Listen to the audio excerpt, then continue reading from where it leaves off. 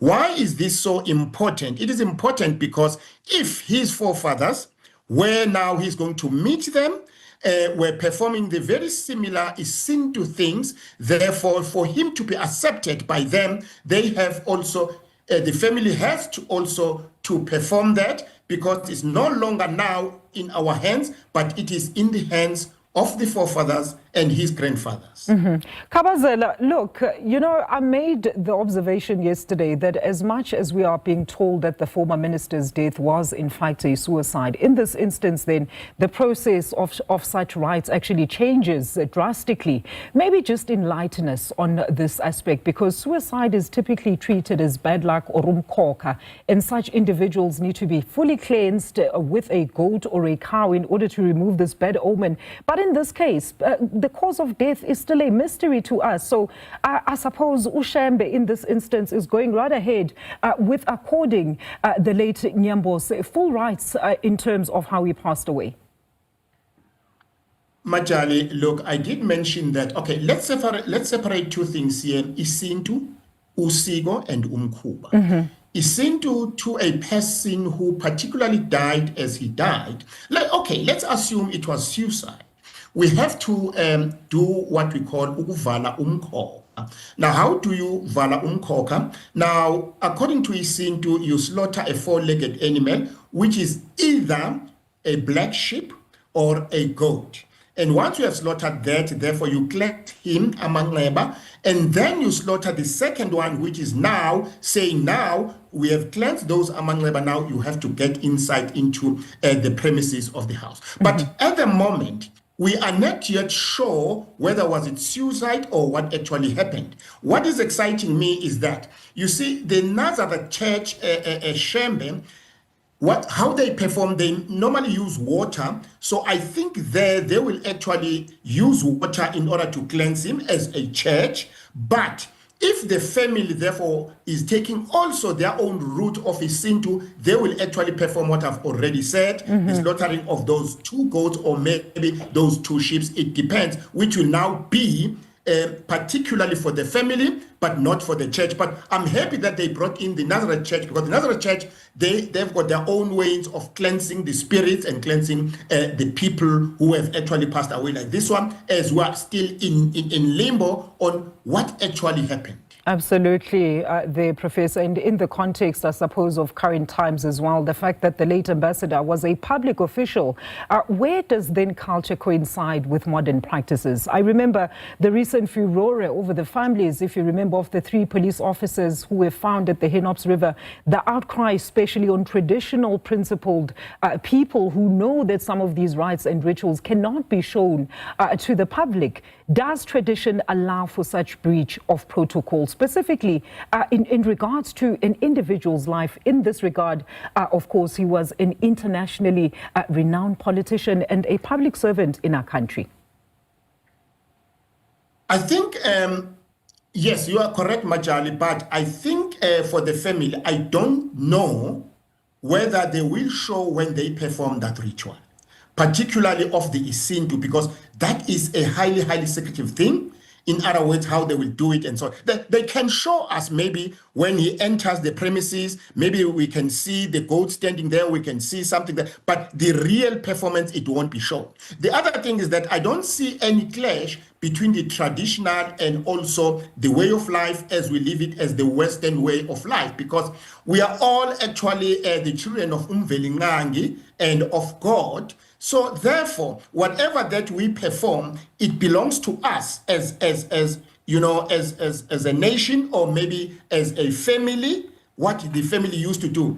You see, Majali, here is a very critical thing, is that this brother of us now, he is now going straight to his ancestors. So the way his ancestors actually were buried, the way they were cleansed, the way everything, the funeral performance was done and so on, it must actually be applied to him so that you'll be accepted that side. Let's assume his forefathers actually, the body was rolled, was wrapped with the skin of a cow. If he's buried in the coffin, okay, now that is another issue. So I assume, get me right, I assume that maybe the coffin might be destroyed when it gets buried, and then it might be wrapped with a cow's skin. One, because of what I'm seeing now, it is the Nazareth Shembe Church that is actually the key church here in the whole funeral.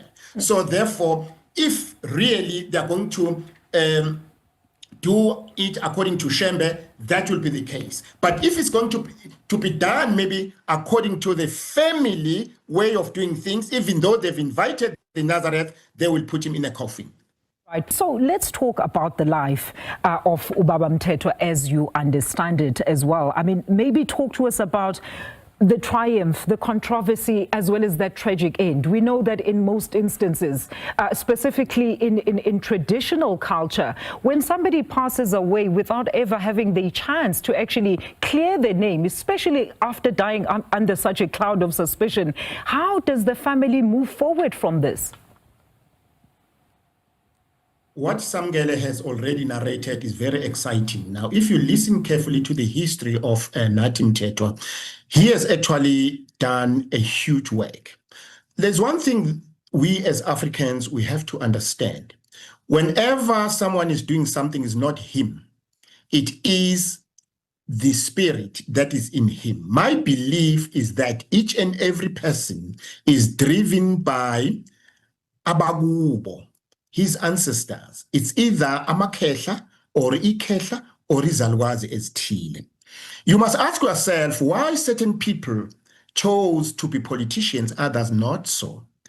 If you go back to those people, you'll find that in the history, there was that kind of a hero who was actually playing a role as a politician in those years during his own or her own living times. Now, if you look into Nathi Mthethwa's story, there is the good and there is what we actually look at it or interpret as bad. It's us who are saying it's bad because we don't know why such a thing had to happen. That's a little bit of deviation. We are currently looking at what is happening in the country. There is the Madlanga and so on. But the person who actually came out and be brave enough to actually expose those things, is it him or is it Ikhehla that is within him? Back to Nathi. So the similar thing is that. Now coming to a question that, okay, fine. Now the family is accepting him. That is why when he gets to the premises of his place, there must be a slaughtering of that goat to cleanse him of everything that happened in his life. That's point number one. Point number two, the second one would be saying, now we have cleansed you, now we are actually handing you over to your ancestors with the good or the bad that you have done whilst you were here in the world. We must ask our questions. Now we are actually carrying the body of Nathi. Where is the soul? Where is the spirit? It's gone already. Who is the spirit? Who is the soul? But now we are mourning about Nathi. Are we mourning about the body, or are we mourning about the spirit, or are we mourning about the soul? Those are critical issues. So in our traditions, we look into all these things. I'm sure you have seen in the picture that there are two cows there already in the van. Why two cows? Those cows are actually red. There's no one red, no one white, but they are red. Why red? Is it a coincidence that they are red, or there is a reason that is red, or is it the Mthethwa, umkhuba or usiko, to slaughter a red cow?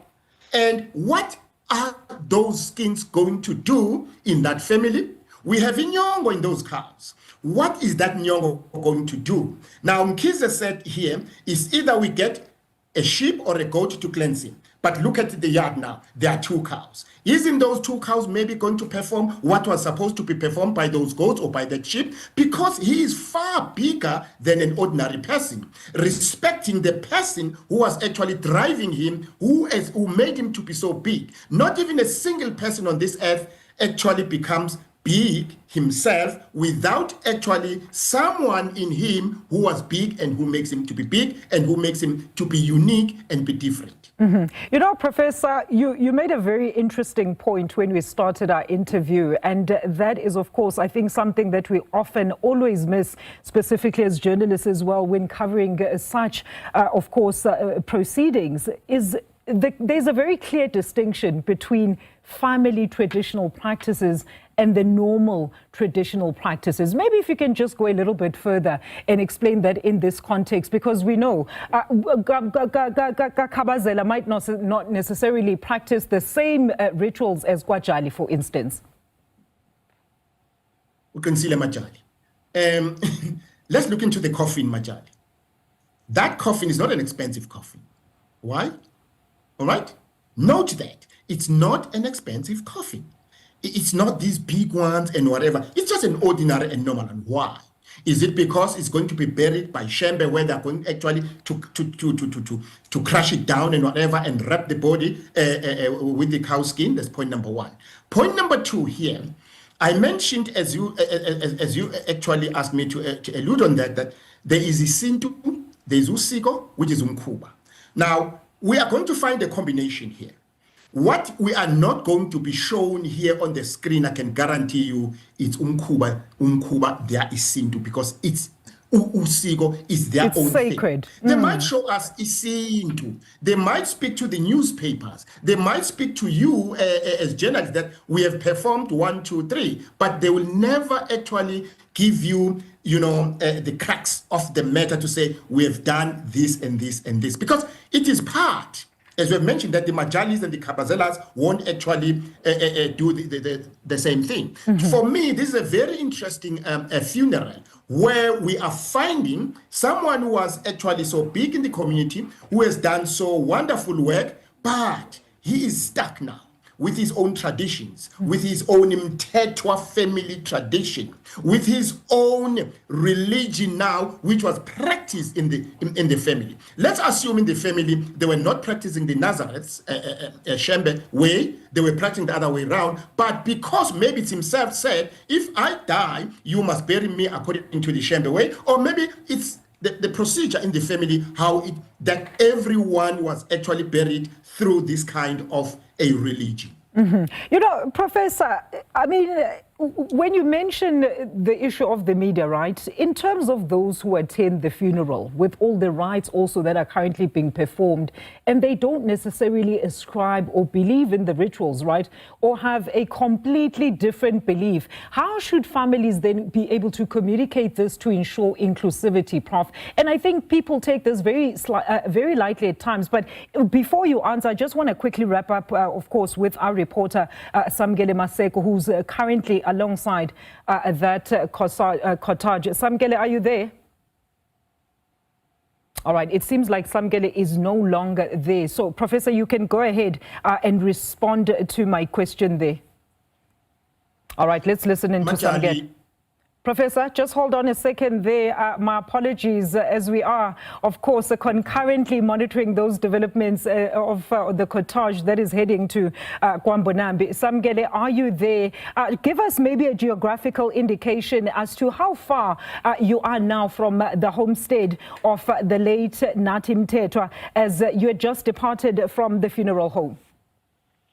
At this point in time, we are still on the N2. We will off-ramp.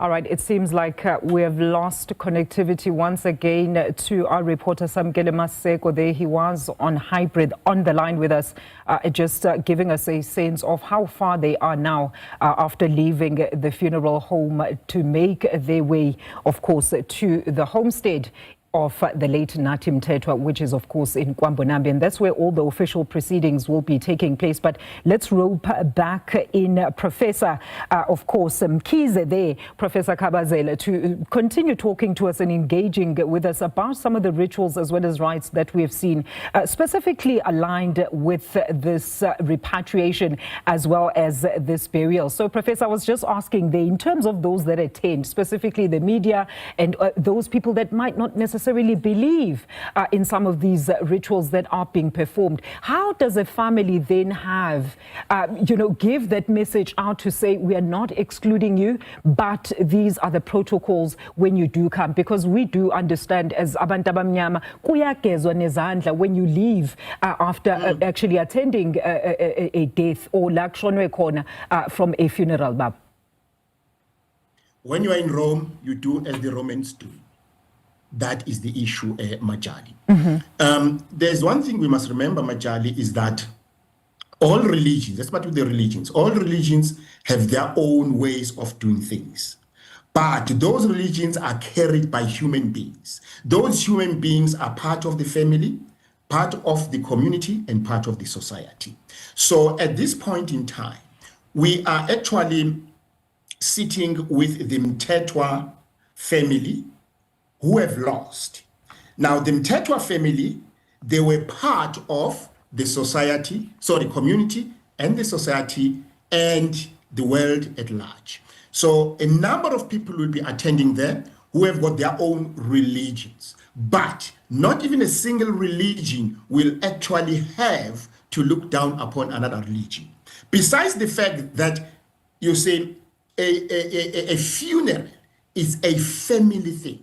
That is why when you looked at people like Nkosi Mangosuthu Buthelezi, when he was driven to his last home, to his grave, it was only few people. It was only the members of the family that went there, not the public. Go back also when the late King the King Zwelithini was buried. No one knows where he was buried. It was only the family. So in other words, yes, we can actually involve the community, we can involve the people at large, but when it comes now to burying the person, you'll find that it's only the person. It's only the family. In this case, I won't be surprised when now you will find that people will gather tomorrow in a big hall on Sunday, and therefore they will be singing everything. But when they take the body now and drive it straight to his last home, it will only be the family because it's a family thing. So to answer your question directly, that Nathi Mthethwa was not only a family person now, neither nor also a society or a community or whatever, but a world person working for the whole world. Yes, we have to cater for the world, we have to cater for everyone, but we have to understand that he is coming from a family actually run by its own ancestors. Yes, absolutely. Absolutely, Prof. It is very important to actually emancipate the people of Isgodi, of the area that you emanate from, where you come from, so that in your final days or in your time of need, they should be there to give you support, as we are seeing or hearing in this regard.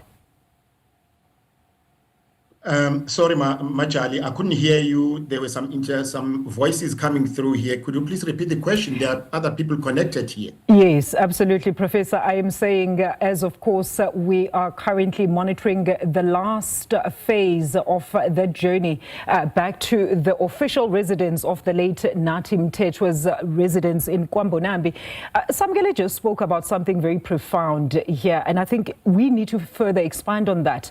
The fact that you need to do good also by the communities that you reside with, for the people that you grew up with, for the people that have shown you support in your hardest time, so that when you need comfort, they should also do the same in showing you appreciation as you have emancipated them in this regard. Definitely, yes, Majali. Before you become something in this world, you start by being a child in the community and also being a boy and a girl who grows up and who becomes known by the elders who always, nurtures you and say, we know your father, you know your grandparents, and so on and so on. And then you look after, you had the cackles and so on. And I think that was the case with Nathi Mthethwa. As we can see that now, he was born at Kwambonambi. Kwambonambi is in rural areas where there is the herding of cattle and all those sorts of things that are done. So which actually means what? Even if you can become so big, you can have money, you can be a millionaire, a billionaire, but you still have the roots. When you forget those roots, so when you have those roots, people will keep on saying, no, look, we know so-and-so, but he's so arrogant, he's so proud, you know, and so on and so on. So what I'm trying to say here is that, yes.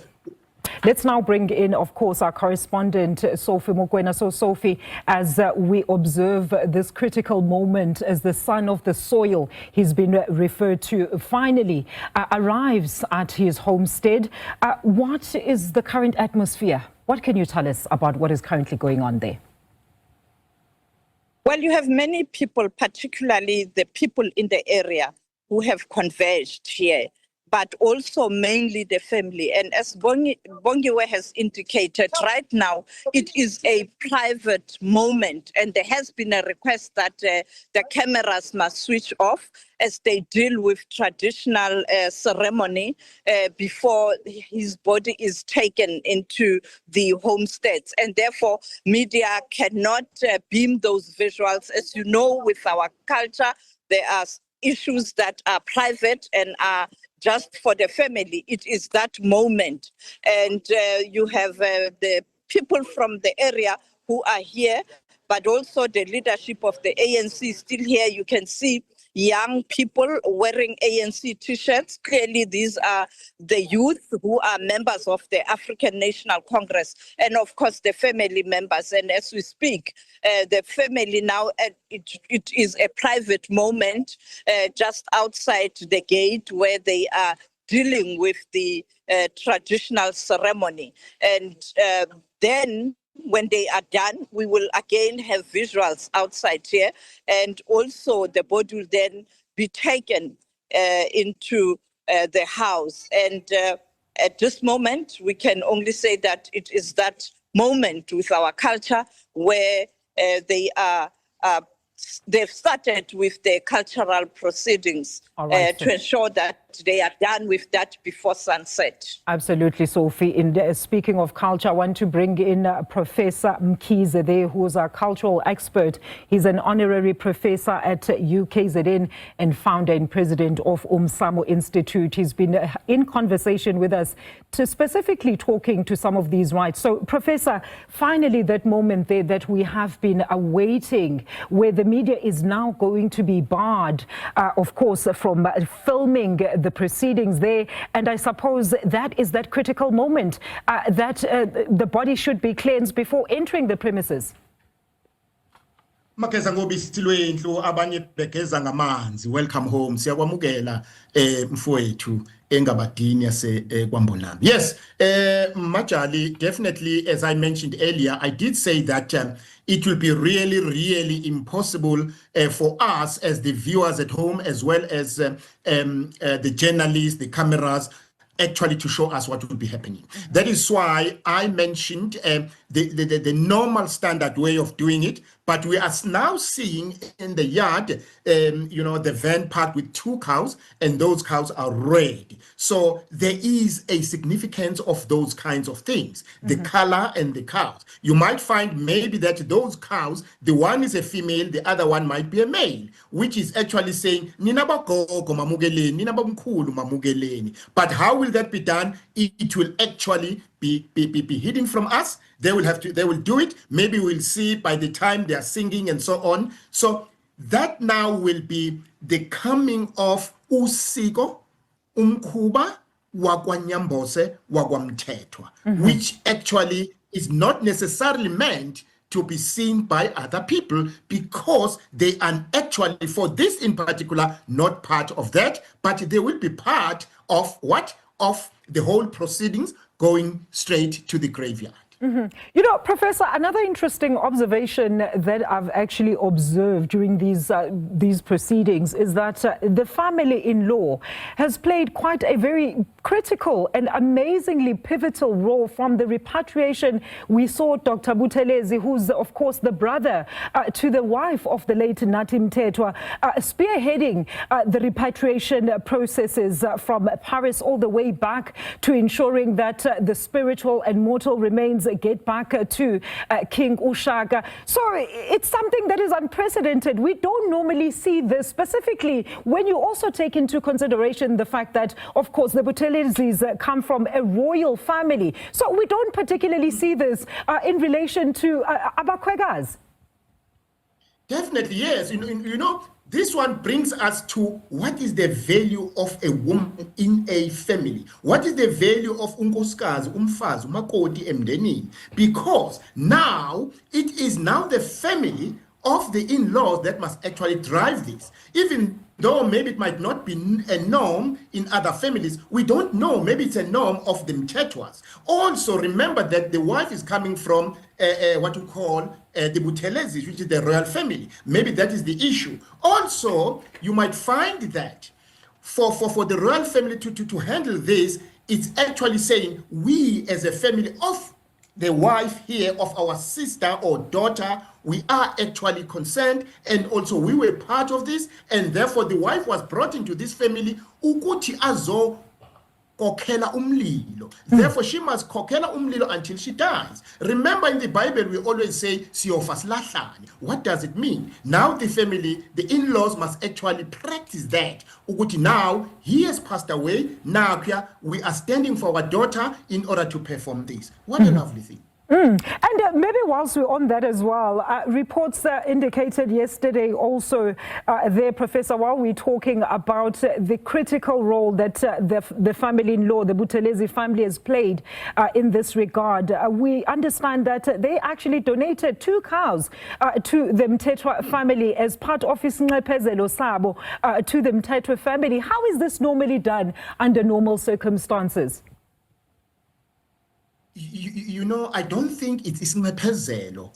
I think it's a way of saying we are part of the family. Should this have happened in our family as the Buthelezis, the Mthethwas were going to do the very same thing. So in other words, we are learning today. We are learning how certain clans, the Mthethwas, do things. Because the Mthethwas and the Buthelezis, you might find also that the Mkizes do their own things, the Dlaminis do their own things. So this is actually an exposure of how rich our values and norms and traditions, our wisdom, which we have lost from our ancestors, now is coming back. You might find that there are those great guys, the doctors and professors, who will start writing their dissertations about this funeral, who will dig more and more about this, and then we'll start learning, wow, this big... Because of this, we had to get this, and now we are learning. It's something that one day you will gather from the family. Maybe when you sit down with the brother-in-law and say, why you had to do this, he will tell you exactly, no, it's a secret that we can't share, or it's a secret that we can share. Because you see, I'm getting now more and more enthusiastic in terms of why the cows? Why are they 2? You know, because I've never seen it. It's for the first time for me to see it. And let's talk about the mourning period, Professor, that is going to ensue, of course, upon, I suppose, both families in this regard. How do you think that is going to be observed? Come again, I couldn't get your question. Yes, Professor, the mourning period that is obviously going to ensue right after burial. How do you suppose in this instance that is going to proceed? I think this will now be a meeting between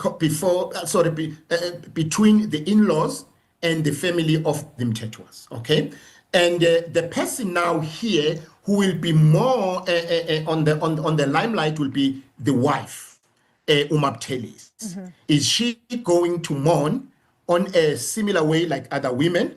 Or maybe because of the way how he passed away, is he not going to do it in a normal way? Or what are the Mthethwa's way of doing things? And they will discuss that, and also maybe they will say it to the public, or maybe they might not say it. We will just see once actually it's done. Remember, Majali, that we are not yet sure how he died. We are only presuming that it was a suicide and whatever the case may be. All those kinds of things will drive all those mourning sessions and so on and so on, and actually what later on will have to be done. Let's assume one day it comes out clearly and it gets confirmed how he passed away, what actually killed him. There will be some changes in the family to say, okay, fine, now we know he died like this. For that, this is a kind of a particular ritual that needs to be performed by the Mthethwas together with the Buthelezis. If you enjoyed this video and want to stay updated with more content like this, don't forget to hit that subscribe button. Your support helps us grow and create even more exciting videos for you. Thanks for watching.